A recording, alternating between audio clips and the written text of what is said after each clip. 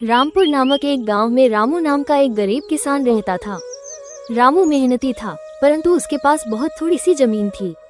उस जमीन से जितनी फसल होती वो उसके परिवार का पेट भरने के लिए भी मुश्किल से ही पूरी पड़ती थी। उसकी गरीबी और मेहनत को देखकर गांव के लोग कहते, रामू, इतनी मेहनत का क्या फायदा? तुम्हारा भाग्य ही खराब है जो तुम इतना परिश्रम करने के बावजूद भी गरीब हो। ये सुनकर रामू थोड़ा उदास हो जाता, पर फिर भी वो मेहनत करना नहीं छोड़ता। एक दिन गांव में एक साधु आए। गांव के लोग उनकी बातें बड़े ध्यान से सुनते थे और उन्हें बहुत मानते थे। रामू भी उनके पास गया और अपनी गरीबी और मेहनत की कहानी सुनाई। साधु ने उसे ध्यान से सुना और फिर कहा, तुम्हारी मेहनत जरूर रंग लाएगी बेटा, बस धैर्य रखो और अपनी मेहनत को बढ़ाते रहो। कभी कभी हमारी मेहनत के फल का समय आना थोड़ा देर से होता है, परंतु मेहनत का फल निश्चित रूप से मिलता है। रामू को साधु की बात से थोड़ी हिम्मत मिली और वो और भी मेहनत से खेती में जुट गया। दिन रात मेहनत करता, खेतों में घंटों समय बिताता। समय बीतता गया, लेकिन रामू की स्थिति में कोई खास बदलाव नहीं आया।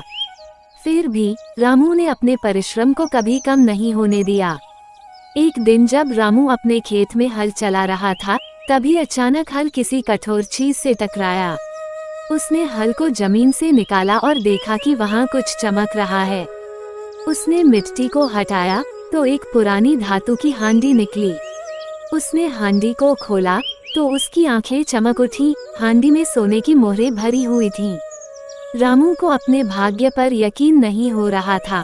उसने साधु बाबा की बात को याद किया कि मेहनत का फल अवश्य मिलता है। रामू ने उन सोने की मोहरों से थोड़ी जमीन और खरीदी और बेहतर बीज और साधन जुटाए। अब उसकी फसल बहुत अच्छी होने लगी और कुछ ही सालों में वह एक समृद्ध किसान बन गया। उसकी मेहनत और भाग्य ने मिलकर उसका जीवन बदल दिया।